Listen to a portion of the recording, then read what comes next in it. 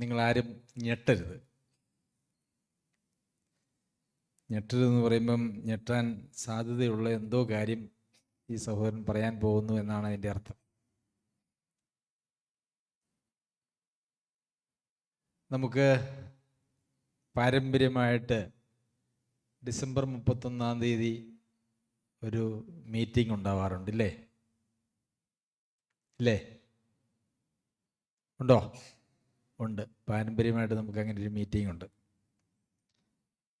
കഴിഞ്ഞ വർഷങ്ങളിൽ നമുക്ക് ഇവിടെ ഉണ്ടായിരുന്നു. നമ്മളൊക്കെ നേരത്തെ ആയിരുന്ന സഭകളിലും ദേശത്തുമൊക്കെ മീറ്റിംഗ് ഉണ്ടായിരുന്നു എന്നുള്ളത് അറിയാം.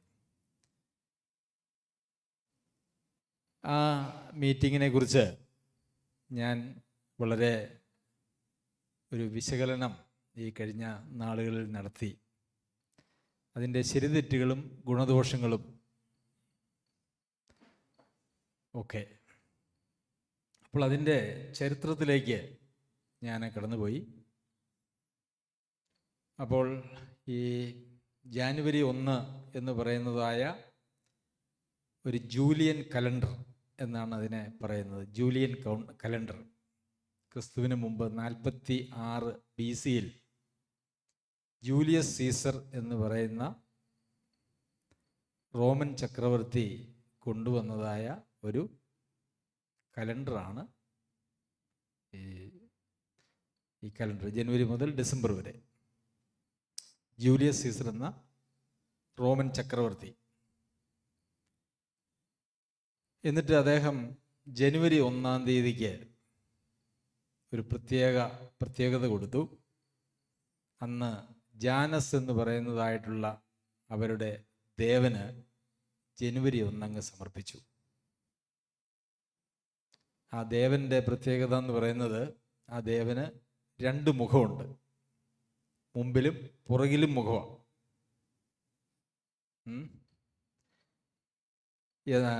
അപ്പോൾ മുമ്പോട്ടും പുറകോട്ടും നോക്കാൻ കഴിയുന്ന ഒരു ദേവൻ ഒരേ സമയം.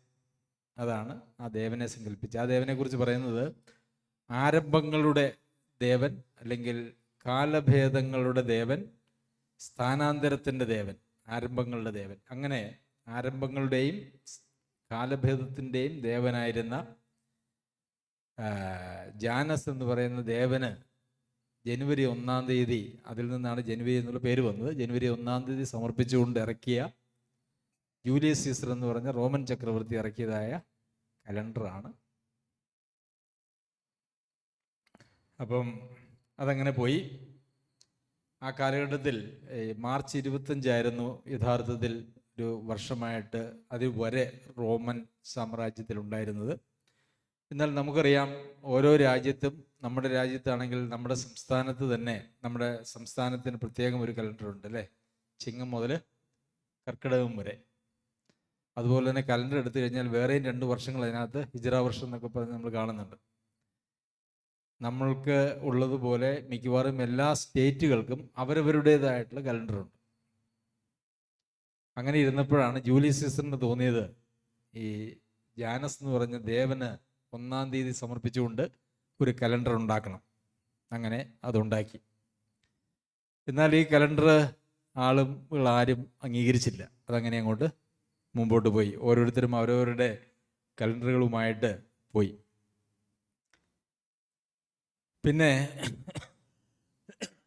1582 ഗ്രിഗറി 13 മാർപ്പാപ്പ, 1582, അപ്പോൾ ഏകദേശം എത്ര വർഷം കഴിഞ്ഞിട്ടാ? 1600-ലധികം വർഷം കഴിഞ്ഞപ്പോൾ ഗ്രിഗറി 13 മാർപ്പാപ്പ ഈ കലണ്ടറിന് ഇച്ചിരി രൂപഭാവമൊക്കെ ഒരല്പം മാറ്റി പരിഷ്കരിച്ച്, എന്നാൽ വലിയ വ്യത്യാസമൊന്നുമില്ലാതെ ഗ്രിഗറി കലണ്ടർ എന്ന് പറഞ്ഞുകൊണ്ട് റോമൻ കത്തോലിക്ക സഭ ഉണ്ടായിരുന്നതായ രാജ്യങ്ങളിലെല്ലാം പ്രചരിപ്പിച്ചു. പക്ഷെ അന്ന് വിശ്വാസികളായിട്ടുള്ള ആളുകളാരും അത് അംഗീകരിച്ചില്ല. അങ്ങനെ കുറേ കാലങ്ങൾ പോയി. കാലങ്ങളങ്ങനെ പോയി അവസാനം എല്ലാവരും പിന്നെ ബ്രിട്ടീഷിലൊക്കെ ഇംഗ്ലണ്ടുകാർ ഇത് അംഗീകരിച്ചു. അതിനെ തുടർന്ന് ഇംഗ്ലണ്ട് ലോകത്തെ മുഴുവൻ ഭരിക്കുന്ന ഒരു കാലഘട്ടം വന്നപ്പോഴേക്കും ലോകത്ത് മുഴുവൻ അങ്ങനെ ഈ കലണ്ടർ വന്നു. അങ്ങനെയാണ് നമ്മുടെ രാജ്യത്തും ഈ കലണ്ടർ വന്നത്. അപ്പോൾ ഇതിൻ്റെ ചരിത്രം അതാണ്. ജാനുവരി എന്ന് വന്ന പേര് ജാനസ് എന്ന് പറഞ്ഞ ദേവൻ്റെ പേരിൽ നിന്ന് ഉത്ഭവിച്ചതാണ്. അന്നത്തെ ആഘോഷങ്ങൾ ആ ദിവസവും ആ ദേവന് സമർപ്പിച്ചിട്ടുള്ളതായിട്ടുള്ള ദിവസങ്ങളാണ്. അപ്പം നമ്മൾ ആ ദേവനുമായിട്ടൊന്നും ബന്ധമൊന്നുമില്ല എന്നുള്ളതൊരു യാഥാർത്ഥ്യമാണ്, അല്ലേ? പക്ഷെ നമ്മൾ ഈസ്റ്റർ ആഘോഷിക്കാറില്ല, ക്രിസ്മസും ആഘോഷിക്കാറില്ല. എന്താ കാരണം? അതൊക്കെ ഇങ്ങനെ ജാതീയ മതങ്ങളിൽ നിന്ന് ക്രിസ്തീയ മാർഗം കടമെടുത്തതായ ദിവസങ്ങളാണ്, ആഘോഷങ്ങളാണ് എന്നുള്ളത് കൊണ്ട് നമ്മൾ ഈസ്റ്ററും ക്രിസ്മസും ആഘോഷിക്കാറില്ല. അങ്ങനെയാണെങ്കിൽ അതേ ജാതീയമായിട്ടുള്ള സംസ്കാരത്തിൽ നിന്നും കടമെടുത്തതായ ഈ ജാനുവരി 1 ഏതെങ്കിലും വിധത്തിൽ ആഘോഷിക്കേണ്ടതായിട്ടുള്ള ആവശ്യമുണ്ടോ എന്നുള്ളത് ഒരു ചോദ്യമാണ്. പൊതുവെ വിശ്വാസികൾ നെറ്റിയിൽ പൊട്ട് തൊടാറില്ല. എന്തായാലും കാരണം, പൊട്ട് ഒരു ജാതീയ ആചാരമാണ്. പക്ഷെ ഇന്ന് ആരെങ്കിലും അതൊരു ജാതീയ ആചാരമായിട്ടാണോ എടുക്കുന്നത്? അല്ല, ഒരു സൗന്ദര്യത്തിൻ്റെ ആകർഷിക്കാൻ വേണ്ടിയിട്ട് ചെയ്യുന്ന ഒരു കാര്യം. ഡ്രസ്സ് ധരിക്കുകയും ആഭരണങ്ങൾ ഉപയോഗിക്കുകയൊക്കെ ചെയ്യുന്നത് പോലെ പൊട്ട് തൊടുന്നു. അതിനകത്ത് പ്രത്യേകിച്ച് ദൈവങ്ങളുടെ സങ്കല്പമൊന്നും അത് പൊട്ട് തൊടുന്നവർക്കില്ലെങ്കിലും നമ്മളത് പൊട്ട് തൊടാറില്ല പൊതുവെ. അതിനും നമ്മൾ പറയുന്ന പശ്ചാത്തലം അത് ജാതീയമാണ് എന്നുള്ളത് കൊണ്ടാണ്. പിന്നെ ഈ വർഷാന്തര യോഗത്തെക്കുറിച്ചിട്ടുള്ള ഈ അത്തരം ക്രിസ്ത്യാനികളുടെ വിശ്വാസികളുടെ ഇടയ്ക്കുള്ളതായ മീറ്റിങ്ങുകളിൽ ഈ വരുന്ന വർഷത്തിന്, അതായത് 2025 ഒരാളത്വം കൽപ്പിച്ചിട്ട് ആ ഒരു വർഷത്തെ ഞങ്ങളിതാ സ്വീകരിക്കുന്നു എന്നൊക്കെ പറഞ്ഞുകൊണ്ടുള്ള ഒരു പ്രാർത്ഥന ഞാൻ കേട്ടിട്ടുണ്ട്. എന്നാൽ ഞാൻ അംഗമായിരുന്ന സഭകളിലും നമ്മളിവിടെയും അങ്ങനെ ഒരു പ്രാർത്ഥന നമ്മൾ പ്രാർത്ഥിച്ചിട്ടില്ല. കാരണം അങ്ങനെ 2025 ഒരാളത്വം കൽപ്പിച്ച് ആ ആളിനെ സ്വീകരിക്കുന്ന നിലയിലുള്ളൊരു പ്രാർത്ഥന തികച്ചും യോഗ്യമല്ലാത്തൊരു പ്രാർത്ഥനയാണ്. പിന്നെ വിശ്വാസികളുടെ ഇടയ്ക്ക് ഇന്ന് ഈ ജാനുവരി 1 എന്ന് പറയുന്നത് ഒരു കണക്കെടുപ്പ് ദിവസം പോലെയാണ്. ഈ ഡിസംബർ 31 വെച്ചിട്ടാണ് ലോകത്തെല്ലായിടത്തും, ഇന്ത്യയിലും അപൂർവം ചില രാജ്യങ്ങളും ഒഴിച്ച് ലോകത്തെല്ലായിടത്തും കണക്കെടുപ്പ്. നമുക്ക് അവിടുത്തെ മാർച്ച് 31 അപ്പോൾ ഒരു കണക്കെടുപ്പ്, ലോകത്തിൽ ഒരു കമ്പനികൾക്കൊക്കെ എത്ര ലാഭം വന്നു, നഷ്ടം വന്നു, ഇനി മുമ്പോട്ട് എങ്ങനെ പോകണം എന്നുള്ളതിനെ സംബന്ധിച്ചുള്ളതായിട്ടുള്ള കണക്കെടുക്കുന്ന ദിവസമാണ് ഡിസംബർ 31 എന്ന് പറയുന്നത്. എന്ന് പറഞ്ഞതുപോലെ വിശ്വാസികളുടെ ഇടയിൽ ഇതൊരു കണക്കെടുപ്പിൻ്റെ ദിവസമായിട്ടങ്ങ് മാറി. കഴിഞ്ഞ വർഷം വന്ന പരാജയങ്ങളും വിജയങ്ങളും അടുത്ത വർഷത്തേക്ക് വരുന്നതായിട്ടുള്ള പ്ലാനിങ്ങുകൾ ഒക്കെ, അത് ഒരു സംഘടന, അതല്ല എങ്കിൽ ഒരു വ്യവസായം, വ്യാപാരം എന്നുള്ള നിലയിൽ ആളുകൾ നടത്തുന്നതായിട്ടുള്ള അതേ പരിപാടി നമ്മുടെ വിശ്വാസികളുടെ ഇടയിലും പ്രചാരത്തിൽ വന്നു.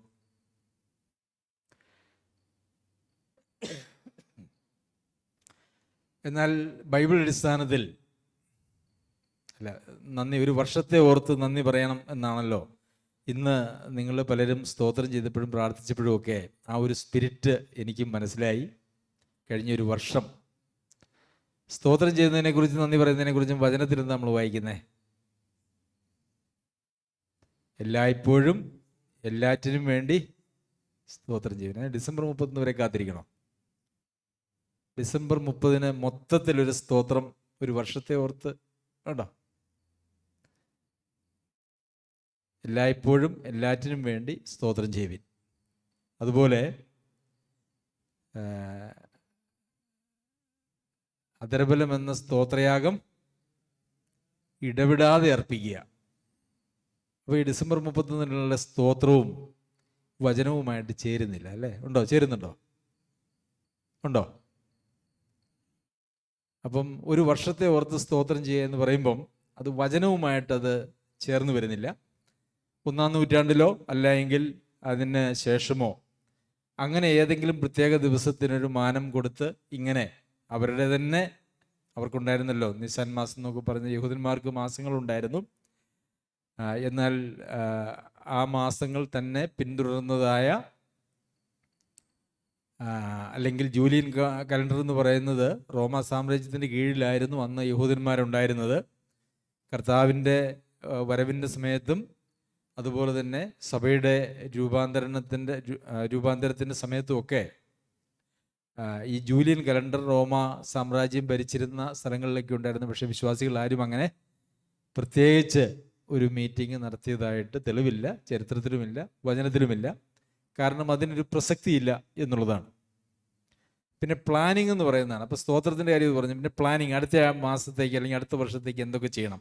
പലരും പറയുന്നത് ബൈബിൾ ഒരു പ്രാവശ്യം വായിച്ചു തീർക്കും, 2 പ്രാവശ്യം വായിച്ചു തീർക്കും, ഞാൻ 10 പേരോട് സുവിശേഷം പറയും, പിന്നെ എന്തൊക്കെയാണ്, അങ്ങനെ പല പല കാര്യങ്ങളൊക്കെയാണ് പ്ലാൻ ചെയ്യുന്നത്.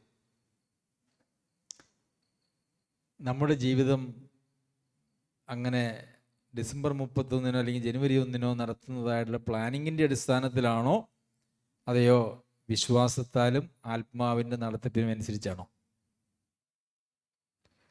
എൻ്റെ നീതിമാൻ വിശ്വാസത്താൽ ജീവിക്കും, ആത്മാവിനെ അനുസരിച്ച് നടക്കുക. അപ്പം ഞാൻ ഒന്ന് പ്ലാൻ ചെയ്ത് പോയി കഴിഞ്ഞാൽ പിന്നെ ആത്മാവിനെ അനുസരിക്കുന്ന ആ ഒരു പരിപാടിയാണ്. ബൈബിൾ വായിച്ചു തീർക്കുന്ന അങ്ങനത്തെ പ്ലാനിങ്ങിനൊന്നും കുഴപ്പമൊന്നുമില്ല. പക്ഷേ ആത്മാവിനെ അനുസരിച്ച് നടക്കുക, വിശ്വാസത്താൽ ജീവിക്കുക എന്ന് പറയുന്ന പ്രമാണത്തിന് യഥാർത്ഥത്തിൽ അങ്ങനെ ഒരു പ്ലാനിങ്ങിൻ്റെ പ്രസക്തിയില്ല. ആഹാരത്തെക്കുറിച്ച് പോലും പ്രാർത്ഥിക്കാൻ കർത്താവ് പഠിപ്പിച്ചപ്പോൾ അന്നത്തെ ആഹാരം ഞങ്ങൾക്ക് നൽകണമേ എന്നാണ് പ്രാർത്ഥിക്കാനായിട്ട് പഠിപ്പിച്ചത്. അപ്പോൾ അവിടെയും നമ്മൾ ഈ വർഷാന്തര യോഗത്തിൻ്റെ ഒരു താല്പര്യം കാണുന്നില്ല. വചനത്തോട് ഒരു രീതിയിലും ആ പ്ലാനിങ്ങും ചേർന്ന് വരുന്നില്ല.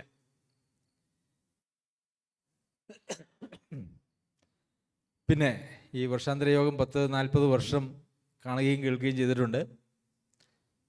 അപ്പോൾ ആളുകൾ സാക്ഷ്യം പറയും. സാക്ഷ്യം പറയുമ്പം ആദ്യത്തെ 1-2 പേര് സാക്ഷ്യം പറയുന്നത് ഒരു വിജയത്തിൻ്റെയും സന്തോഷത്തിൻ്റെയും രീതിയിലാണെങ്കിൽ പിന്നെ സാക്ഷ്യം പറയുന്ന എല്ലാവരുടെയും മൂഡ് അങ്ങോട്ട് മാറിയിട്ട് പിന്നെ എല്ലാവരും വളരെ വിജയികളായ ക്രിസ്ത്യാനികളാണ്. അല്ല, ആദ്യം സാക്ഷ്യം പറയുന്ന 1-2 പേര് അവർ ഞങ്ങൾ വളരെ പരാജയമായിരുന്നു എന്നൊക്കെ പറയുകയാണെങ്കിൽ ആളുകളുടെ മൂടെല്ലാം അങ്ങ് മാറിയിട്ട് എല്ലാവരും പിന്നെ പരാജയത്തിൻ്റെ മൂഡിലാണ്. ഞാനിതൊക്കെ കഴിഞ്ഞ കാര്യങ്ങൾ ശ്രദ്ധിച്ചിട്ടുണ്ട്. അപ്പോൾ ആദ്യം സാക്ഷ്യം പറയുന്ന ആളുകൾ ക്രിയേറ്റ് ചെയ്യുന്ന, തുടങ്ങി വയ്ക്കുന്ന ഒരു മൂഡിനനുസരിച്ചിട്ടാണ് പിന്നെ വരുന്ന ആളുകളെല്ലാം സാക്ഷ്യം പറയുന്നത്. അതുകൊണ്ട് തന്നെ അത് യഥാർത്ഥത്തിലുള്ള സാക്ഷ്യങ്ങളല്ല എന്നുള്ളത് ഒരു കാര്യം. പിന്നെ നമ്മളുടെ വളരെ വ്യക്തിപരമായിട്ടുള്ള കാര്യങ്ങളൊന്നും നമ്മെ വളരെയേറെ പ്രയാസപ്പെടുത്തുന്നതോ വിജയിക്കേണ്ടതുമായിട്ടുള്ള മേഖലകളെക്കുറിച്ചുള്ള സാക്ഷ്യങ്ങൾ ഒന്നും ആരും പരസ്യമായിട്ട് പറയാറില്ല, അല്ലേ? അതൊക്കെ രഹസ്യമായിട്ട് വയ്ക്കും. പരസ്യമായിട്ട് പറയണമെന്ന് ഞാൻ പറയുന്നില്ല. കാരണം പരസ്യമായിട്ട് പറഞ്ഞാൽ ചിലപ്പോൾ അത് ഗുണത്തേക്കാളേറെ പലപ്പോഴും ദോഷം ചെയ്യാനായിട്ടുള്ള സാധ്യതയുണ്ട്. എന്നാൽ അങ്ങനെ പ്രശ്നങ്ങളുള്ള ആളുകൾ സഭാ ശുശ്രൂഷന്മാരുടെ അടുത്തെങ്കിലും അത് അവർക്ക് സ്വമേധയാ അതിന്മേലുള്ള ഒരു വിജയമോ ആലോചനയോ ഇല്ലെങ്കിൽ പറയേണ്ടത് ആവശ്യമാണ്.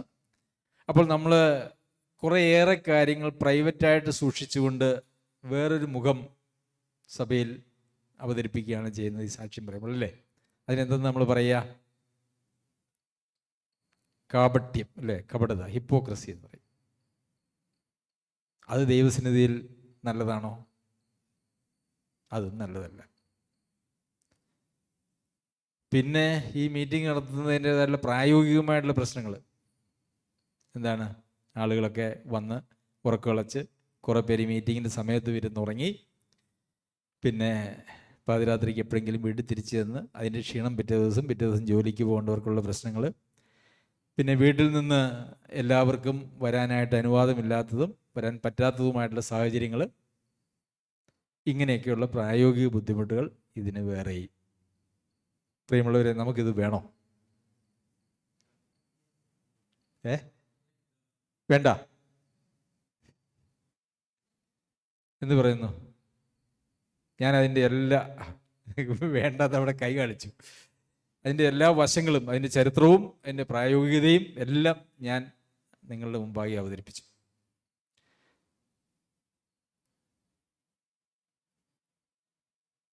പിന്നെ നമ്മളെല്ലാ ഞായറാഴ്ചയും ഒരുമിച്ച് കൂടുന്നുണ്ട്.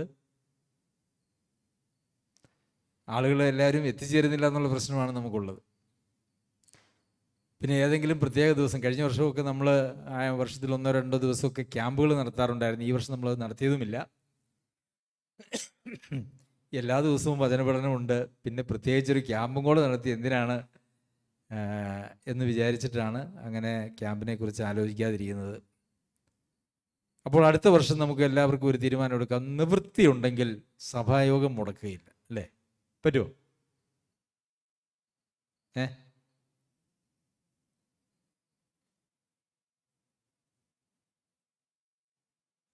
അത് പറ്റില്ലേ?